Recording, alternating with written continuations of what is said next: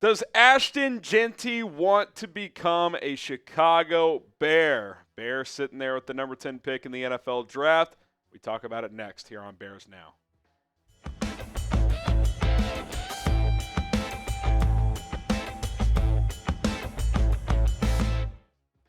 All right, I'm Harrison Graham. Welcome to Chicago Bears Now. Ashton Jeanty making the rounds today at Super Bowl Media Row in New Orleans, and had some interesting things to say when he stopped by NBC Sports Digital. He hopped on their show, Fantasy Football Happy Hour, and seems to like the idea of being drafted by this football team. Here's a quick snippet of what he said. He said, those Chicago Bears sitting pretty nice at 10, talking about the 10th pick in the NFL draft.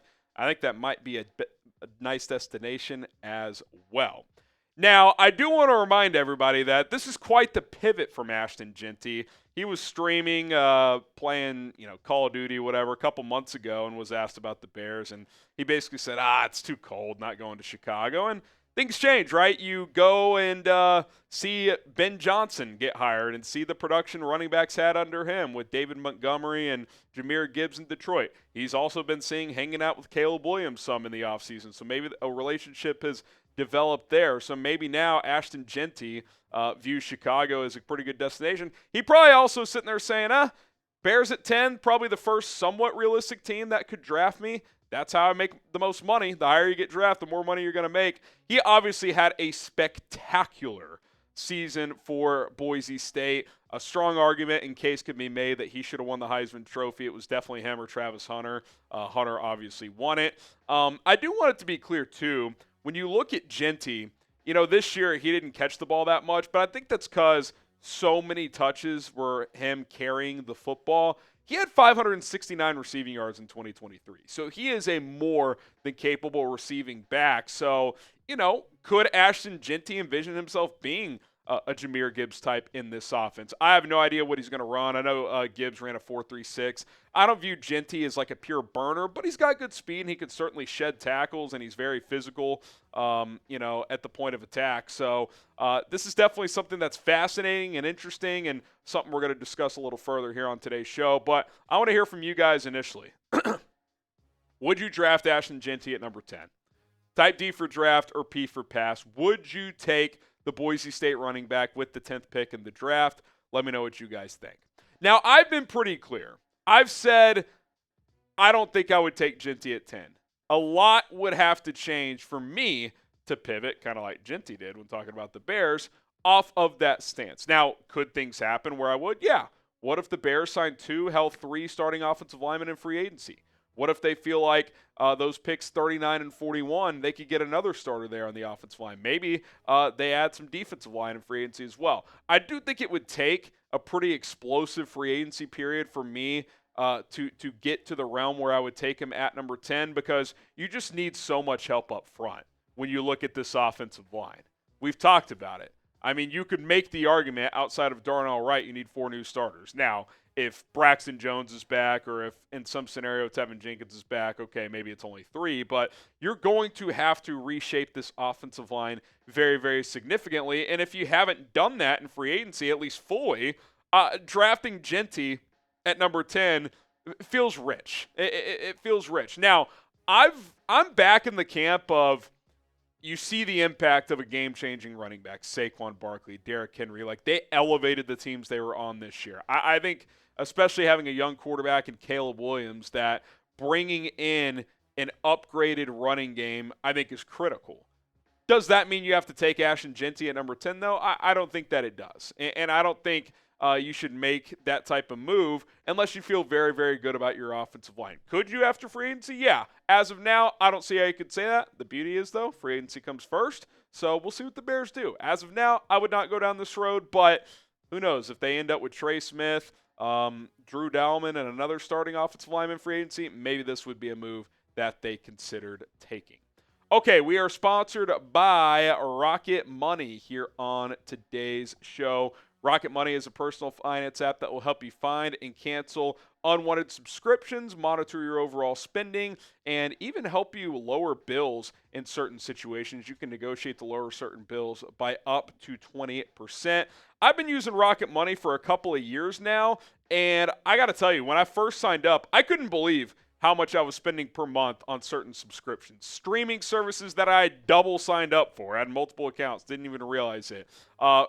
Other ones that I probably just did a free trial one time because a friend recommended a show, been getting charged ever since. I know specifically that there was a golf streaming service that I was using. I probably did one trial one time to watch like the U.S. Open or something. $100 a year. I mean, you are probably guaranteeing that you are spending more than you think on a monthly basis. Most Americans think they spend $62 per month on subscriptions. That number is closer to $300. Don't believe me? Get going with Rocket Money. Download the app at rocketmoney.com/bears now. Sync up your bank account. You're going to see right there in front of you. The information is all on one screen. And that's what I like about Rocket Money too, is they're going to give you all your information based on your spending, your saving, categorized spending. I also like that you can check your credit score in real time. I use this app more than my normal banking app because it's just easier to use. So stop wasting money on things you don't use. Cancel your unwanted subscriptions by going to rocketmoney.com/bears now. That is rocketmoney.com/bears now. They have saved their customers $500 million in canceled subscriptions, 5 million customers and counting. You should be one of them, and if you use their full features, you can save $740 per year with Rocket Money. Okay, sticking with the running back thing, Eddie George, remember him? He interviewed for the Bears head coaching job, which helped comply with the Rooney Rule.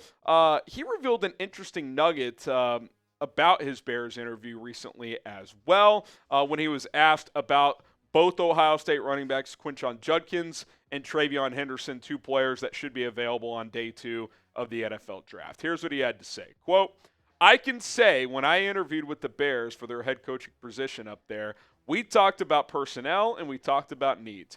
Their names were definitely on their board, talking about Judkins and Henderson. I'm a big fan of Quinshon Judkins and Travion Henderson." He went on to talk about their skill sets, so on and so forth. Obviously, dynamic duo, right, at Ohio State this past year. They get Judkins out of the portal from Ole Miss, where he had 2 fantastic seasons, had a good season this year as well. Travion Henderson was obviously very good also. Both can run between the tackles. Both have home run hitting ability and both catch the ball well. Henderson had more splash carries this year. You can tell based on the carries and yards. He hit some more bigger ones. Judkins at Ole Miss hit a lot of those too, though. So I think some of this is they use Judkins in short yardage more, so that lowered his average. But I think both on day 2 are great options. I love both with that 3rd-round pick at 72. 39 and 41, there's a few other backs I like a little bit more, at least at this point. We'll see when the combine comes and goes, the testing numbers come in. But they're definitely 2 backs we've talked about a lot. I mean, these are 10 players that I think will all be available on the second day, except for maybe Omarion Hampton out at UNC. He could sneak into round 1, but Caleb Johnson, Dylan Sampson, Judkins and Henderson, R.J. Harvey, Devin Neal, Cam Scattaboo, Ollie Gordon, Damian Martinez, those 2 could even fall to day 3. There's more guys as well. Like, I heard Dane Brugler say the other day he has 30 draftable running backs. I mean, it's just it's a loaded group, and about half of those are going to go between rounds 2 and 4. And again, to kind of shift it back to Ashton Jeanty, it's like I like Jeanty a lot. I do think he's the best running back in this draft. I do want to pair someone with DeAndre Swift, but you don't need to force the issue at 10 with Jeanty, even if you do feel a lot better about your running back, because you can get one of these guys on day 2. I just, now maybe if he's just so high on your board and none of the trenches players you like are there at 10, sure, you could take Ashton Jeanty. I'm not saying it would be an awful pick, but I would just rather go in a different direction. Now, if you told me, A, the Bears loaded up in free agency on their offensive line, and B, they traded down from 10 and got Jeanty later in round 1, like say you trade down to 18, pick up an extra day 2 pick, draft Jeanty at 18, I could get behind that more. I just think at 10, it's like, I think he's really good. I don't think he's a Saquon Barkley caliber prospect. I think he's a tier below that. And if he's not Saquon and you have the amount of needs the Bears have, especially in the trenches, I think just going in a different direction makes more sense, especially with the volume of backs you can get on the second day of the NFL draft. Okay, which running back do you want the Bears to draft? Let us know in the comment section down below who you would like to get.